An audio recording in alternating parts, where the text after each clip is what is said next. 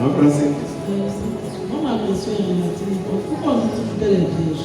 Quand on sait qu'elle a fait, elle a vu le nom de Jésus. Et puis, je pense que dans la Bible, il y a le pasteur qui nous dit aussi Jésus avait des frères et sœurs.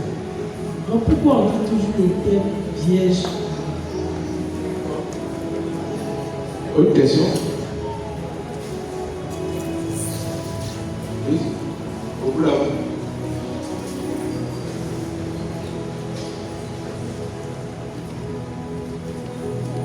Bonsoir, berger. Lors de votre intervention tout à l'heure, vous avez dit que Marie est morte. Pourtant, à mon évangile, il est écrit quelque part qu'elle a été élevée en âme et en corps. Il est écrit quelque part. Dans la Bible, mais je vais dire le verset.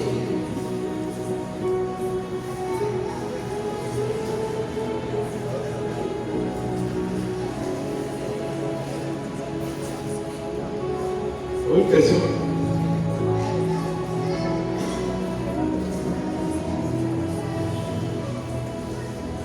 C'est bon? Belle joie. On a parlé des statues. Le frère a demandé, est-ce que ce n'est pas de l'idolâtrie? Quand on vient et puis on adore la statue, ou bien on lave la statue, on boit l'eau là, d'autres même se dirigent avec ça. Est-ce que ce n'est pas de l'idolâtrie? Tel que c'est écrit là, c'est de l'idolâtrie. Tel qu'il a décrit. Parce que les statues sont autorisées dans l'église. Ça, je le dis clairement d'abord. Les statues que vous voyez, il y a des statues dans l'église là-bas. Si vous entrez, vous allez voir la statue de la Vierge Marie. Les statues sont autorisées. Et c'est biblique.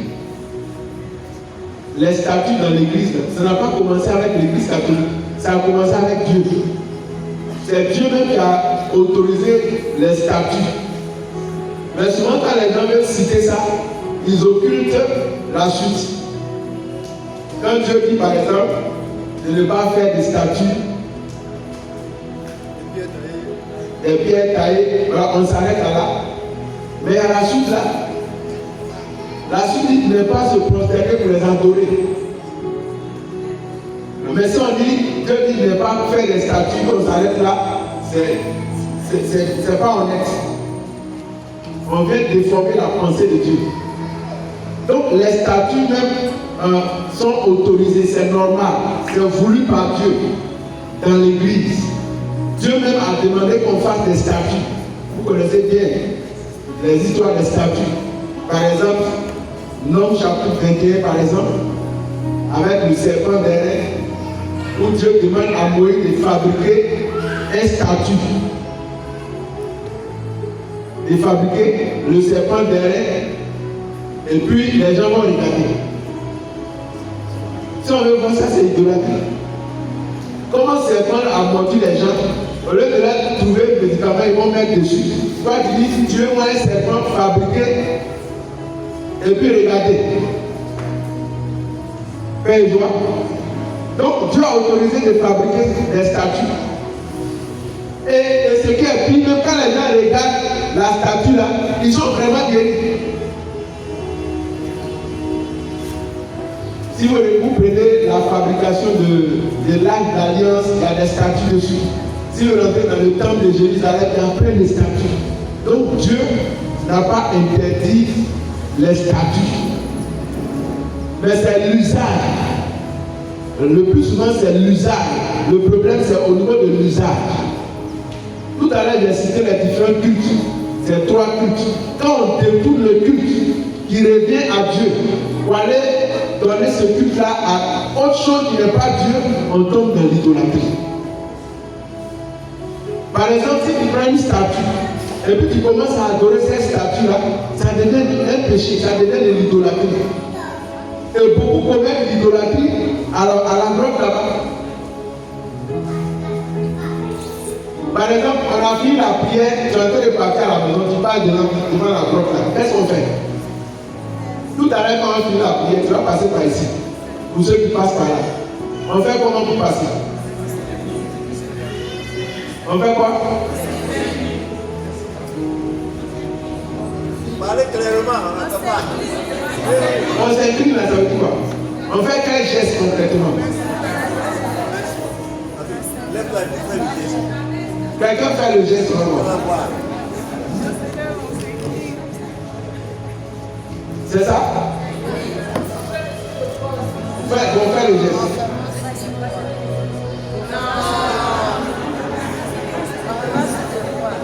Ah, on fait pas ça. Donc, le bon geste, c'est ce que la soeur a fait. Quand tu passes voilà la maison, tu passes devant là, tu t'inclines simplement, sans faire le signe de croix. Regardez est passé là. Tu t'inclines. Maintenant, si tu viens pour prier, là, toute prière catholique commence par un signe de croix. Si c'est pour la prière, ouverture, c'est signe de croix forcément. Mais si tu es en train de passer devant une grotte, tu t'inclines, tu passes. Père joie. Donc il y a des petites choses, il y a des déviations souvent. Si tu vas à la grotte et puis tu laves la grotte, tu prends l'eau là pour aller faire autre usage avec ça, c'est de l'idolâtrie.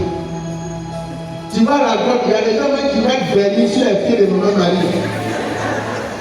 Elle n'a pas besoin de vernis. L'autre met parfum sur elle, pommade, poudre. Pourquoi ça? Parce que dans notre conscience africaine, là, on a fait des choses comme ça. On a eu des statuettes à la maison. C'est qu'on faisait là-bas, on transposait ici. Non, c'est de l'idolâtrie. C'est pourquoi il a dit, pour les saints, là, c'est la vénération. Vénérer. Elle dit traiter avec respect. C'est tout. Et puis, la statue qu'elle a là, c'est pas Maman Marie même qui a arrêté là. Ça là, c'est du béton, ou bien c'est pas avec quel matériel, donc, mais c'est cailloux, c'est des pieds qui sont là. Père joie. Mais c'est une représentation. Ça nous envoie à la personne invisible qu'on ne voit pas. Donc ce sont des supports de prière, tout simplement. Comme on peut prier sans, mais ça est là pour visualiser. Vous savez, l'homme a besoin souvent de visuels, de support pour marquer sa foi. C'est pourquoi ça est là. Sinon, ça peut ne pas être là. Si tu fais ton chapelet qui n'a pas de grotte, c'est exaucé autant qu'il y a grotte ou pas. Donc, il y a des attitudes qui frisent l'idolâtrie. Et ça, c'est pas bon. On n'adore pas Marie. On la prie, on la vénère, ça s'arrête là, on n'adore pas ça. Si tu fais des gestes qui rentrent dans l'adoration, elle ne se reconnaît plus. Souvent il y a des gestes qu'on fait là-bas, Marie même ne se reconnaît pas. Père joie. Donc il faut savoir faire les choses. Je vous ai raconté la dernière fois, un jour on a fait une messe, j'étais assis ici, je faisais une écoute. Il y a un frère qui a fini la messe aussi. Et le frère, il allait saluer toutes les statues qui sont dans l'église là. A commencé par Saint-Augustin qui était à l'entrée ici. Il a salué Saint-Auguste. Après, il est monté à l'hôtel là-bas. Il a touché tous les saints qui sont là-bas. Quand il a fini, il est venu à la grotte. Il a posé un peu à la Vierge Marie. Et puis il partait à la maison. Arrivé au portail, il s'est rappelé qu'il y a René Kwasi qui est au portail là-bas. Et il allait encore toucher René Kwasi. Tellement vous avez fait, vous avez cassé les lunettes du monsieur. Et il a touché René Kwasi. Maintenant, il s'est arrêté au milieu de la cour et il cherchait encore. Est-ce qu'il n'y a pas une statue qu'il a oubliée? Père joie. C'est sacrément, il a déjà fini ça. Et puis il a respiré un gros coup et puis il est sorti. Et là, ça, sa journée est remplie. Il a exaucé comme ça. On est trop idolâtre. Une fois, je disais à quelqu'un, dans l'église catholique, si on enlève tous ces sacramentaux, il y a des gens qui vont perdre la foi. Ils ne sauront même plus comment prier. Si on enlève tous ces statues, tous ces objets, il y a des gens qui ne sauront même plus prier. Donc il faut qu'on fasse très attention au niveau des statues. Ce sont que des supports. C'est vrai qu'on doit respecter ces supports, mais ça ne doit pas tomber dans l'adoration. Même quand ton chapelet est coupé, il y a une manière de jeter ça. On ne jette pas ça à la poubelle. Parce que c'est béni. On ne jette pas ça à la poubelle. La statue est cassée et puis on retrouve ça dans les ordures à la poubelle. Non. On ne jette pas ça comme ça. Donc il faut faire très attention. Et puis c'est pas tout aussi qui est, vous voyez statue, mais tout n'est pas, c'est pourquoi il faut faire bénir toujours les statues. Quand vous achetez une statue de Marie, ça doit être béni. Parce que les vendeurs, eux tous sont pas des chrétiens. Le gars lui il vend son chapelet, il vend la statue, c'est pas un chrétien. On peut envoûter ça. Une fois il y a un frère qui est venu faire bénir une statue de Marie après la messe. Et il voulait donner ça au prêtre pour la bénédiction. Quand il a attendu au prêtre, je ne sais pas comment le prêtre il n'a pas bien saisi, la statue est tombée. Et ça s'est cassé en deux. Et on voit au milieu, il y avait une petite bouteille avec une poudre noire à l'intérieur de la bouteille. Dieu merci, la statue est tombée, c'est cassé. Vous voyez, c'est un envoûtement. Tu déposes ça dans ta maison, là. Tu dois tirer les esprits. Toi, tu penses que c'est maman Marie. C'est des démons. Donc, moi, je n'ai même pas acheté des statues et des chapelets dehors sur la route. Je viens au kiosque. Et même au kiosque, quand tu as acheté ça, va voir un prêtre, on doit bénir. Faire bénir. Sinon, il y a beaucoup d'images, de statues, de chapelets, d'objets, de sacramentaux qui sont envoûtés. Père de joie. Quelqu'un a parlé de photos de Marie. Est-ce que c'est Marie même elle-même qui est là? Où on l'a vu et qu'on a fait sa photo? C'est ça la question. C'est la même chose pour Jésus. Qui a déjà vu la photo de Dieu? Ou bien du Saint-Esprit? Qui a déjà vu ça? Qui a une image de Dieu à la maison? Personne. Pourquoi? Pourquoi depuis là, on ne voit pas l'image de Dieu? Mais on va pour Jésus, pour Marie.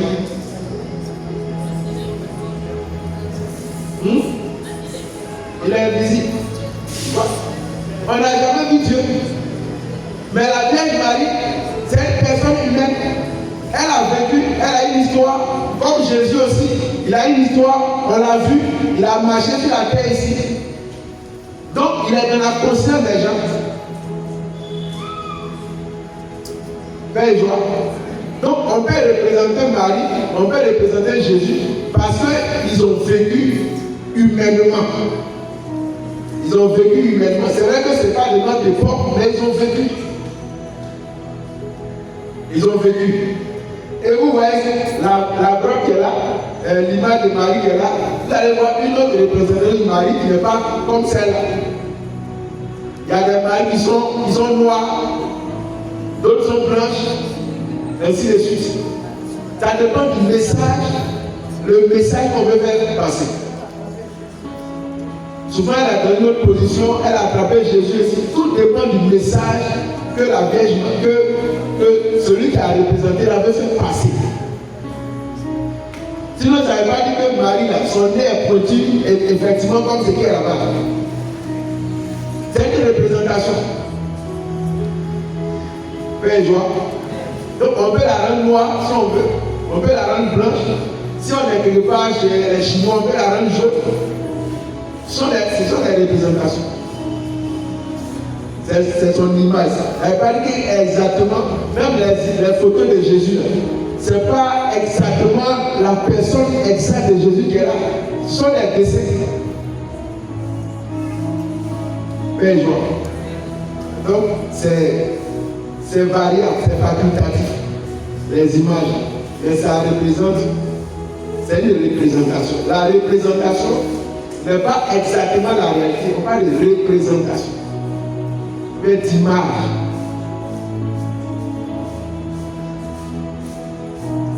La troisième question, là, je n'ai pas vu c'est ça. Qui a vu la troisième question? Voilà pourquoi dit-on que Marie est une vierge, alors qu'elle a eu Jésus, et puis selon certaines personnes, d'autres enfants. Peut-être qu'on va parler de ça le dimanche prochain. Si vous voyez, est-ce que Marie a vraiment eu d'autres enfants après Jésus? D'abord, je réponds par non. On va voir ça après le dimanche prochain. Après Jésus, Marie n'a pas eu d'autres enfants. La Bible dit souvent les frères de Jésus. Mais on peut démontrer ça bibliquement que ces frères de Jésus-là ne sont pas sortis des entrailles de Marie. Ça peut se démontrer. La Bible parle souvent des frères de Jésus, comme vous lisez. Mais ces frères dont on parle, ils n'ont pas même mère, ils n'ont pas la même mère que Jésus. Ce ne sont pas les enfants de Marie. Parce que la Bible n'a jamais dit que ces enfants-là sont des enfants de Marie. Mais si la Bible dit les frères de Jésus, mais la Bible n'a jamais dit les enfants de Marie. Qui a déjà vu ça? Où on parle des enfants de Marie dans la Bible? Ça n'existe pas. Chaque fois qu'on veut parler de Jésus, on rappelle Jésus à sa mère. Jésus et sa mère, ainsi de toujours. Mais on n'a jamais dit les enfants de la Vierge Marie. Donc si Marie avait des enfants, pourquoi on ne dit pas les enfants de Marie? Ça n'existe pas dans la Bible, les enfants de Marie, ça n'existe pas. Donc on va voir ça après le dimanche prochain. Pour voir, c'est long, si on veut, ça va faire le temps. Ça demande beaucoup de gymnastique au niveau biblique, on va feuilleter la Bible. Donc dimanche prochain, venez avec vos copies, on va feuilleter. Effectivement, il y a les enfants de Marie, des frères de Jésus, qui ne sont pas les enfants de Marie. Maintenant, pourquoi Jésus, Marie, qui a déjà accouché là, on dit elle est vierge. La naissance de Jésus là, ça n'a pas affecté la virginité de Marie. Père et joie. Ça n'a pas brisé et violé la virginité de Marie. Je prends un exemple précis. Jean chapitre 20. Ce qui s'est passé là-bas. À la résurrection de Jésus. Ni les apôtres, de peur des Juifs, ils s'étaient enfermés dans la chambre haute. Et ils ont fermé la porte en tout, et ils étaient à l'intérieur. Ça donne une image de la virginité de Marie, après d'avoir touché Jésus. Les apôtres sont dans la chambre, la porte est fermée, et puis un coup, Jésus apparaît au milieu d'eux, sans ouvrir la porte. Sans ouvrir la porte. Vous voyez ça? Jésus vient au milieu des apôtres, il n'ouvre pas la porte et puis il est au milieu d'eux. C'est comme ça que Jésus est venu au monde sans ouvrir la porte, sans violer la virginité de Marie. C'est la même chose. Père, joie. Donc Jésus peut naître sans briser la virginité de Marie. Il a cette capacité-là de faire ça. Même à la résurrection, souvent on pense que ce n'est pas l'homme qui a ouvert la pierre et puis Jésus a ressuscité. Jésus a ressuscité alors que la pierre, le tombeau était encore fermé. À quel moment le tombeau était ouvert?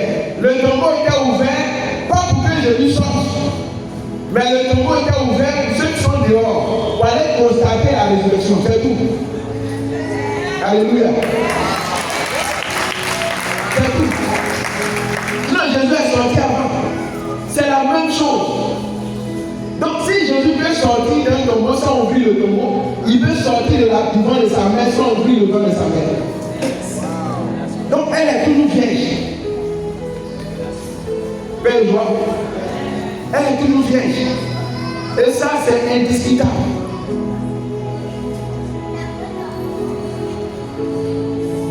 Alors dites-moi, comment Jésus est entré dans le ventre de la Vierge Marie? C'est de cette même manière qu'elle est sortie. Il est rentré comment?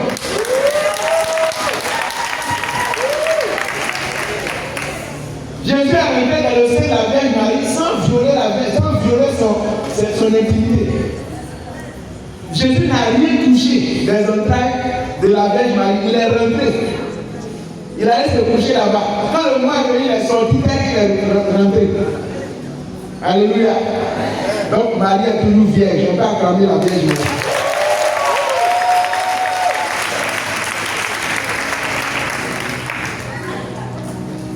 Mais la sœur dit, il a écrit quelque part que Marie, il n'a pas écrit ici, il n'est pas écrit. Ce n'est pas écrit dans la Bible que Marie a été élevée à la fête. Ce n'est pas écrit. Ça, c'est la tradition. C'est dans la tradition.